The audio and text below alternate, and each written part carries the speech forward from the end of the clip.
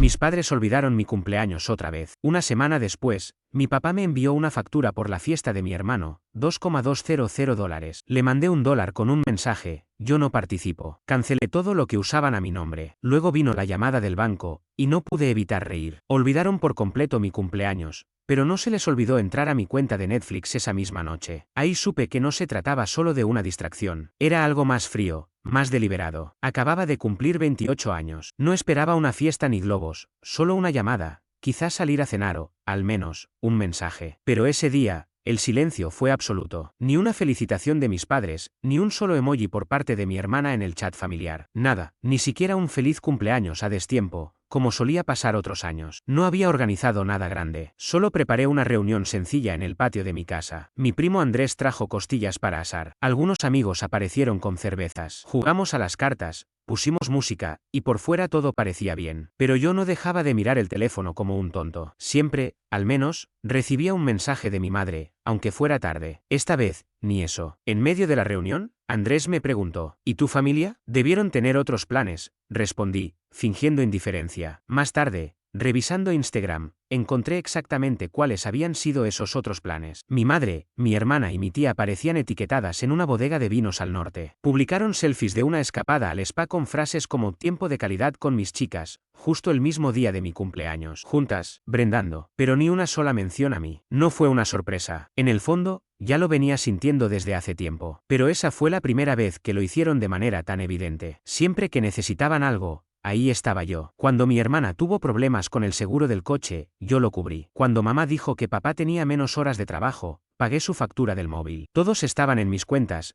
Netflix, Prime, Hulu, Spotify, lo que se te ocurra. Incluso les había prestado una tarjeta a mi nombre para emergencias. Parece que la única emergencia era que yo dejara de importarles. Esa noche decidí que no iba a seguir con lo mismo. No hice dramas, no envié reclamos, simplemente actué. Entré a cada una de mis cuentas y cerré sesión en todos los dispositivos. Cambié contraseñas: Netflix, HBO Max, Disney, Amazon, todo. Después revisé los historiales de acceso. Sí, las seguían usando. Justo la noche de mi cumpleaños, mientras yo compartía una cerveza con Andrés fingiendo que no pasaba nada, ellos estaban viendo películas con mis cuentas. Luego miré los movimientos de la tarjeta. Mi hermana la había usado 2 veces para pedir comida. Mis padres la usaban para hacer compras. Ese no era el trato. Congelé la tarjeta y después llamé al banco para cancelarla. Pagué la deuda completa de mi bolsillo. ¿Costoso? Sí. ¿Valió la pena? Totalmente. Al día siguiente comenzaron los mensajes. Mi hermana preguntó: ¿se cayó Netflix? Mi madre escribió: la tarjeta de tu padre no funciona.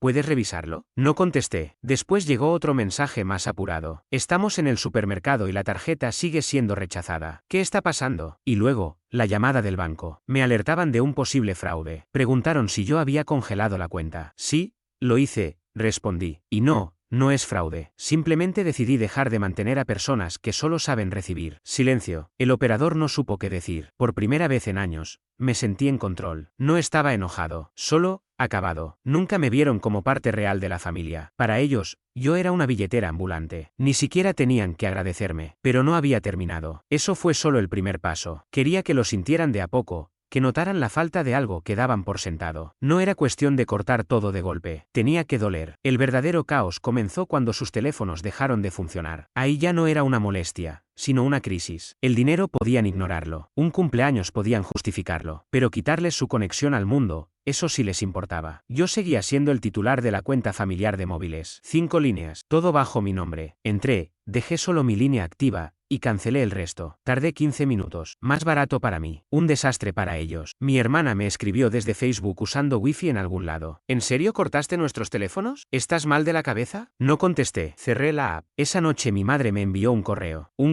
Como si estuviéramos en 2005. El asunto, urgente. Llámame. Me explicaba que no podían contactar a nadie. Que estaban bloqueados de todo. Y lo peor, que se sentían abandonados. Esas personas que ignoraron mi cumpleaños mientras posaban para fotos en batas blancas, ahora querían que yo me sintiera culpable por no pagar sus cuentas. Esa palabra me quedó dando vueltas. Pensé en todas las veces que cancelé planes para acompañar a mi madre al médico, en cuando presté dinero porque mi padre se atrasó en el seguro, en las veces que mi hermana dormía en mi sofá después de una ruptura sin que yo dijera nada. Di y di, y ellos actuaban como si fuera lo mínimo. Y ahora decían sentirse abandonados. Esa misma noche, mi padre volvió a llamar. Atendí solo para escuchar qué tenía para decir. No preguntó cómo estaba. No se disculpó, fue directo al grano. ¿Qué está pasando, Marcos? ¿Por qué estás actuando así? Le respondí. No estoy actuando. Eso es lo que pasa. Me dijo que estaba exagerando, que si tenía un problema, podía hablarlo con ellos, que no hacía falta explotar todo. Y entonces lo entendí por completo. No pensaban que habían hecho nada malo. De verdad creían que yo era el problema, que estaba siendo demasiado sensible, que olvidarse de mi cumpleaños y usarme como cajero automático era parte de la dinámica familiar. No lo iban a entender, así que decidí no insistir. Hice una lista de todo lo que había estado pagando o compartiendo, cuentas de comida a domicilio, créditos de transporte, almacenamiento en la nube, suscripciones, acceso a Amazon familiar. Todo fue dado de baja. Corté cada uno de los accesos digitales que mi familia había disfrutado por años sin darse cuenta de que venían de mí. Y luego vino el golpe más duro para ellos. Los eliminé de mi cuenta de Amazon Prime. Sin más envíos en 2 días, sin películas gratuitas, sin descuentos. Parecía como si hubiera activado una alarma de incendio en un club exclusivo. Fue entonces cuando sonó mi teléfono. Era mi tío Andrés, uno de los pocos en la familia que realmente sabe lo que es ganarse lo que tiene. Un hombre de la vieja escuela, que no se mete en chismes y siempre mantiene la calma. Al ver su nombre, dudé en contestar, pero lo hice. No me gritó, ni me pidió que arreglara las cosas. Solo dijo, escuché lo que pasó. Tu madre anda diciendo que perdiste la cabeza. Le pregunté qué pensaba él. Guardó silencio un momento y luego dijo, creo que por fin marcaste un límite que ellos debieron ver venir hace 10 años. Eso me dejó sin palabras. Le conté todo, desde el cumpleaños ignorado, el viaje al spa, hasta el intento de manipularme cuando reportaron como fraude una tarjeta que ellos mismos usaban. Andrés no interrumpió, escuchó todo. Al final solo dijo, asegúrate de estar haciendo esto para hacerles ver la realidad, no para destruirlos. No le respondí enseguida porque, en el fondo, yo tampoco lo tenía claro. No era venganza lo que buscaba, al menos no directamente. Solo quería que entendieran lo que se siente ser ignorado, sentirse invisible mientras se espera que uno sostenga todo desde las sombras. Pero a medida que avanzaba, me di cuenta de algo más duro. Tal vez ellos nunca iban a entender. Quizás todo esto no era para despertarles a ellos, sino para despertarme a mí mismo. Los días siguientes fueron extrañamente silenciosos. No era paz, era esa calma densa que anticipa una tormenta. Supuse que estaban preparando alguna estrategia para manipularme de nuevo, como siempre lo hacían. Primero silencio, luego fingida preocupación y por último, una disculpa vacía con tal de seguir aprovechándose. Esta vez, sin embargo, yo no respondí. No les di espacio. Los dejé con su incomodidad, hasta que golpearon la puerta. Era mi hermana. No la veía desde hacía meses. Venía en ropa deportiva, sin una gota de maquillaje, con el móvil descargado en una mano y un café en la otra, como si no supiera si venía a pelear o a negociar. ¿Podemos hablar?, me dijo. No dije nada. Solo abrí la puerta y regresé al interior. Se sentó, observó a su alrededor como esperando refuerzos, y luego soltó. ¿Ya se te pasó el momento? ¿Podemos arreglar esto? ¿Momento? Así lo llamó, como si fuera una rabieta infantil. Le respondí que no había nada que arreglar. No esta vez. Puso los ojos en blanco. Dijo que mamá estaba angustiada y que papá había tenido que pedir prestado el teléfono del vecino para llamar a la oficina. Que estaban confundidos, estresados, sin entender por qué estaba destruyendo todo por un solo día. Y ahí me golpeó la realidad. Para ella, para ellos, esto se reducía a un día, a una fecha olvidada. Le pregunté si de verdad creía que todo esto era por un cumpleaños. No contestó. Siguió hablando de lo sorprendidos que estaban todos, de lo mal que les había caído el corte de contacto. Entonces enumeré los años de cuentas pagadas, servicios compartidos, apoyo emocional, todo sin recibir jamás un agradecimiento, ni una invitación que no viniera con condiciones o responsabilidades. Y la única vez que se trataba de mí, una sola, decidieron dejarme afuera. No por descuido, fue intencional. Se quedó callada. Y luego soltó algo que se me quedó grabado. Bueno, nunca pediste nada. Como si eso fuera una justificación. Claro, le dije,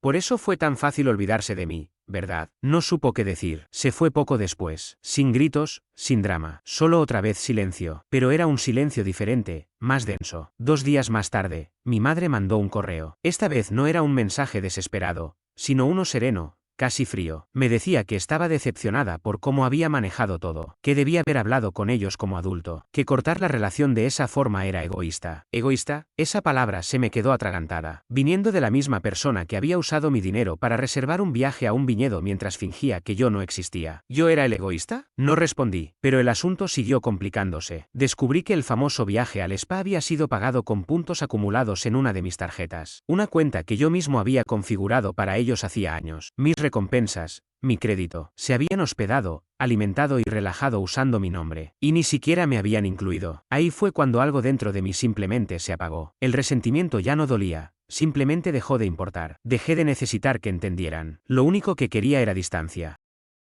Tranquilidad. Y para eso, tenía que cortar por completo. Llamé a la compañía de crédito, lo removí de todas mis cuentas y reporté el uso indebido de mi tarjeta. Me dijeron que probablemente se abriría una investigación. Les dije que adelante. Ya no estaba jugando a su juego. Pero ellos no se rendían. Comenzaron a llamar al resto de la familia, no para pedir disculpas, sino para distorsionar todo. En cuestión de días, empezaron a llegarme mensajes de primos que no veía desde hace años. Algunos decían, oye, no sé qué pasa, pero tu madre parece muy afectada. Habla con ella antes de que esto se vuelva peor. Uno incluso me escribió, todos cometemos errores, hermano. Sigue siendo tu mamá. Eso me hizo reír. No intenté explicarles nada. ¿Para qué? Ellos no sabían todo lo que había pasado. No estuvieron ahí cuando pasé noches enteras ayudando a mi madre a solicitar asistencia porque arruinó su historial crediticio. Ellos no sabían nada de las veces que dejé de salir a cenar para cubrir facturas que ella había olvidado. Solo veían el escándalo reciente y asumían, sin más, que el culpable debía ser yo, simplemente porque era el que había alzado la voz. Mi madre sabía exactamente lo que hacía, se victimizaba ante quienes no conocían la historia completa, dejando que otros se encargaran de su trabajo emocional. Era una jugada clásica, hacerme quedar como desagradecido para poder conservar intacta su imagen de víctima. Pero no todos cayeron en su teatro. Una tarde me llamó mi tía Lisa, la hermana de mi padre. Siempre me cayó bien. Es directa, muy perceptiva, y no tiene pelos en la lengua. Lo primero que me dijo fue, he escuchado como 10 versiones distintas de esto, y 9 me suenan a puro cuento. ¿Qué fue lo que pasó realmente? Así que se lo conté sin adornos, lo del cumpleaños olvidado, las tarjetas, las plataformas de streaming, los años brindándoles apoyo económico, y cómo, a pesar de todo eso, me hicieron sentir como un recurso de emergencia, como una opción secundaria que ni siquiera tenían en cuenta hasta que la necesitaban. Ella no me interrumpió en ningún momento. Cuando terminé, solo respondió, sí, eso cuadra. Le pregunté si creía que estaba exagerando. Me dijo, no, lo único que pasa es que eres el primero en dejar de fingir que ellos no son egoístas. Y esa frase me golpeó fuerte, porque tenía toda la razón. Todo ese tiempo había sido una simulación constante, fingir cercanía, fingir que me valoraban como yo lo hacía con ellos, fingir que no me trataban como si estuviera ahí solo para cuando les convenía. Unos días después, recibí otra llamada, esta vez de una antigua amiga de mi madre, una mujer que no veía desde el instituto. Me dijo que mi mamá estaba destrozada,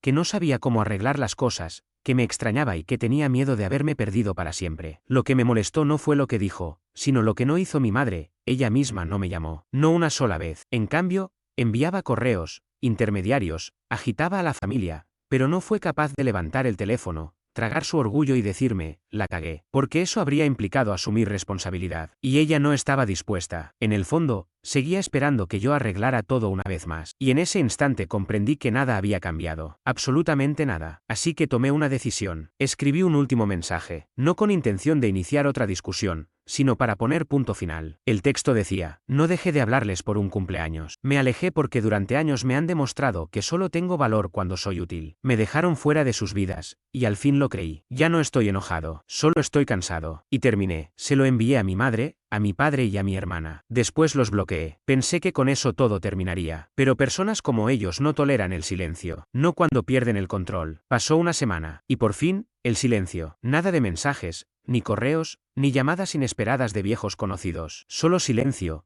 hasta que Andrés apareció en la puerta. Traía una bolsa de tacos en una mano y un pack de cervezas en la otra, como si supiera que necesitaba una excusa para no mandarlo de vuelta. Nos sentamos en la terraza, y por un buen rato no dijo nada. Solo abrió una cerveza y me pasó otra. Finalmente comentó, tu madre ha estado llamando a todo el mundo. Dice que quiere arreglar las cosas. Lo miré y le pregunté, ¿arreglar qué, exactamente? Él se encogió de hombros. No lo dijo, solo que quiere hablar contigo. Dice que no fue su intención herirte, que las cosas se le fueron de las manos. Le hice la misma pregunta que llevaba días haciéndome. ¿En algún momento reconoció lo que hizo? Andrés no contestó de inmediato. Bebió otro sorbo y finalmente dijo, no, solo dijo que esto se le fue muy lejos y que quiere que vuelvas a acercarte. Que vuelva a acercarme. Esa frase se quedó dando vueltas en mi cabeza el resto de la noche. No fue un queremos enmendar lo que hicimos, ni un ahora entendemos en qué fallamos. Fue el vuelve, como si yo hubiera sido el que se desvió del camino, como si simplemente me hubiera perdido y necesitara regresar al redil, al mismo lugar donde debía pagar las cuentas, mantener la boca cerrada y dejar que todo se repitiera como si nunca hubiera pasado. No querían sanar nada, solo recuperar el control. No le dije mucho a Andrés. Él ya entendía. Asintió como quien acepta lo inevitable y se fue, dejando los tacos. Pero esa misma noche vi algo que me caló más hondo. Mi hermana había publicado una historia en Instagram. Nada directo,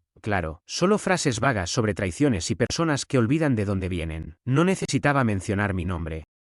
Era obvio, la mitad de los comentarios eran conocidos preguntando si estaba bien, y la otra mitad eran amigas diciéndole cosas como, has hecho tanto por los demás, pero algunos no lo valoran. No pude evitar reírme. Yo había cubierto su vida digital por 5 años, y ahora ella se presentaba como la traicionada. 2 días después, recibí un correo de mi madre. Asunto, arreglemos esto. Estuve a punto de borrarlo sin leer, pero terminé abriéndolo. El mensaje decía, nunca quise que llegáramos a esto. He cometido errores. Lo veo ahora. Pero seguimos siendo tu familia. Vuelve a casa. Conversemos. Arreglemos esto. Te queremos. Te perdonamos. Te perdonamos. Esa línea final, como si yo hubiera sido el que los dejó fuera de una celebración, como si hubiera vaciado sus cuentas, o los hubiese aislado, como si me hubieran dado una oportunidad y yo la hubiera desperdiciado. No había un solo lo siento, ni un nos equivocamos, solo una vaga sugerencia de que ambos lados habían fallado por igual y que lo único que debía hacer era regresar y fingir que nada había pasado. Lo que realmente querían era que yo volviera a facilitarles la vida. No respondí. En cambio,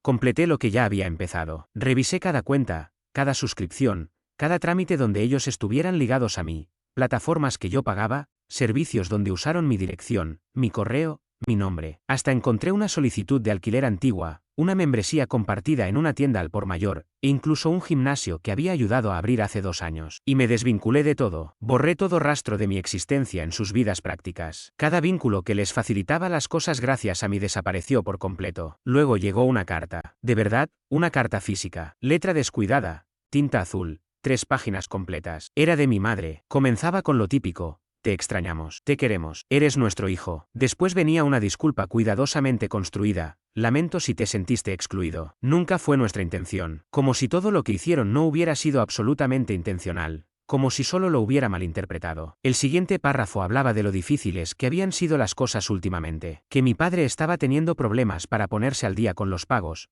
Que el trabajo de mi hermana era inestable. Que necesitaban algo de ayuda hasta que pudieran estabilizarse. Y luego, el remate, estamos listos para perdonarte cuando tú estés listo para volver. Ahí fue cuando entendí que no habían cambiado, ni lo iban a hacer. No buscaban reparar la relación, solo querían recuperar los beneficios, evitar la incomodidad, saltarse el proceso real de asumir responsabilidades, y volver a esa versión de la relación que más les convenía. Doblé la carta, la metí de nuevo en el sobre y la arrojé al cesto de basura. A la mañana siguiente reservé un viaje fuera del estado. No era un simple descanso, era un comienzo distinto. Durante años había vivido girando en torno a ellos, esperando que algún día me vieran como más que una conveniencia. Pero finalmente entendí la verdad, ellos no iban a cambiar, y yo ya no los necesitaba. Podían decir lo que quisieran, que los había abandonado, que me volví frío, que exageré. Pero yo sabía que no era así, y tarde o temprano, iban a comprender lo que significa perder a alguien de verdad. No por venganza, no por rencor, sino porque ya no tenía interés en volver a explicarlo una vez más. Me fui sin decir palabra, sin despedidas dramáticas ni discursos, solo empacando mis cosas, apagando el teléfono y conduciendo 16 horas seguidas,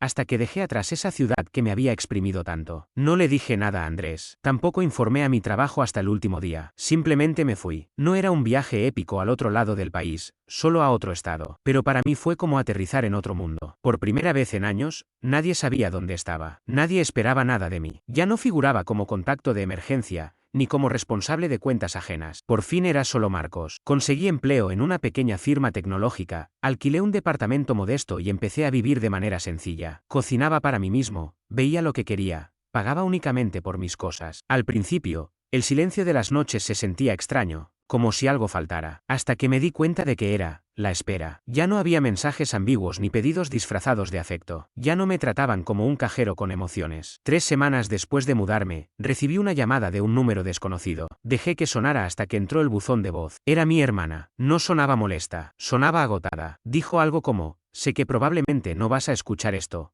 pero ya no sé qué más hacer. Mamá llora casi todos los días. Papá sigue revisando el buzón esperando una carta que no va a llegar. Solo queremos saber si estás bien. La escuché 2 veces. Luego borré el mensaje. Querían paz ahora. Querían perdón. Pero seguían sin decir lo único que yo necesitaba escuchar. Nos equivocamos. Todo seguía girando en torno a ellos, a su dolor, su desconcierto, sus arrepentimientos. Nunca se trató de lo que ellos hicieron. Nunca reconocieron cómo me ignoraron, me usaron y luego se mostraron sorprendidos cuando dejé de facilitarles todo. Lo que realmente extrañaban no era a mí, era lo que hacía por ellos. Unos días después, me llegó un correo de mi padre. Solo 2 líneas. Sé que has tomado tu decisión. La respeto. Solo quiero que sepas que me equivoqué. Todos lo hicimos. No merecías nada de eso. Ese mensaje no lo borré. Tampoco respondí.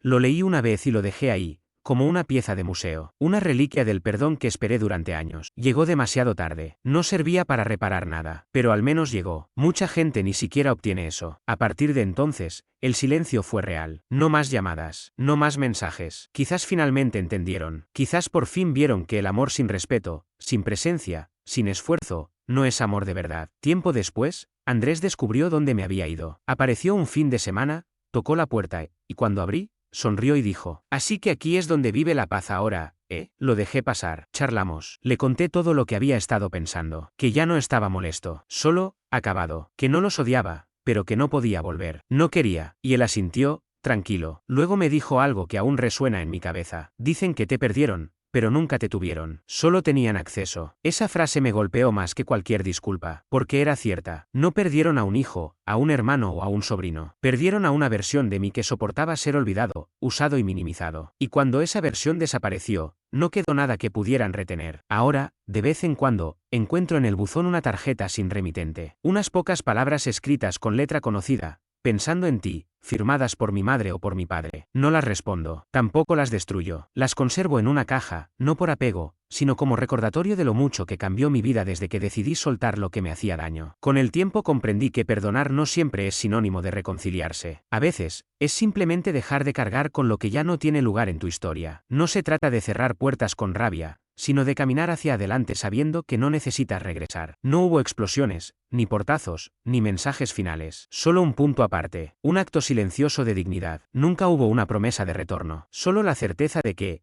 por primera vez, el camino era solo mío. Y era suficiente.